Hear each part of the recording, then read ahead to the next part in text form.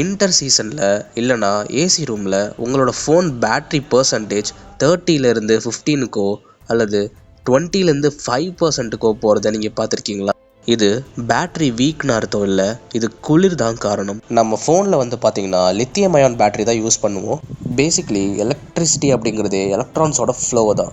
அப்படி இருக்கும்போது பேட்டரிக்குள்ளே 2 எலக்ட்ரோட்ஸுக்கு இடையில லிக்விட் எலக்ட்ரோலைட் ஃபில் பண்ணியிருப்பாங்க. இந்த எலக்ட்ரோலைட் வழியாக தான் அயான்ஸ் ஃப்ளோ ஆகும். நம்ம எப்படி வின்டர் டைமில் பெட்லேருந்து எந்திரிக்கவே கஷ்டப்படுறோமோ அதே மாதிரி இந்த அயான்ஸும் வின்டர் டைமில் மூவ் பண்ணவே கஷ்டப்படும். ஓம்ஸில் அப்படி வோல்டேஜும் ரெசிஸ்டன்ஸும் இன்வர்ஸ்லி ப்ரொபோஷனல்.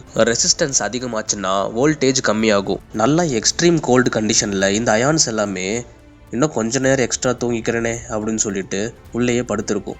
ஸோ அதனால் வோல்டேஜ் இருக்காது. வோல்டேஜ் இல்லாதனால உங்கள் ஃபோன் பேட்ரி டவுன் ஆயிடுச்சுன்னு நினச்சிக்கும். இதை சரி பண்ணுறதுக்கு ஃபோன் கேஸ் போட்டுக்கோங்க, இல்லைனா ஃபோன் எடுத்து பாக்கெட்டில் வச்சு அதை கொஞ்சம் வார்ம் பண்ணிங்கன்னா திரும்ப அதுக்கு வோல்டேஜ் ஃப்ளோ கிடச்சி பேட்ரி பர்சன்டேஜ் 5லேருந்து 20%க்கு இன்க்ரீஸ் ஆகிறத நீங்கள் பார்க்கலாம்.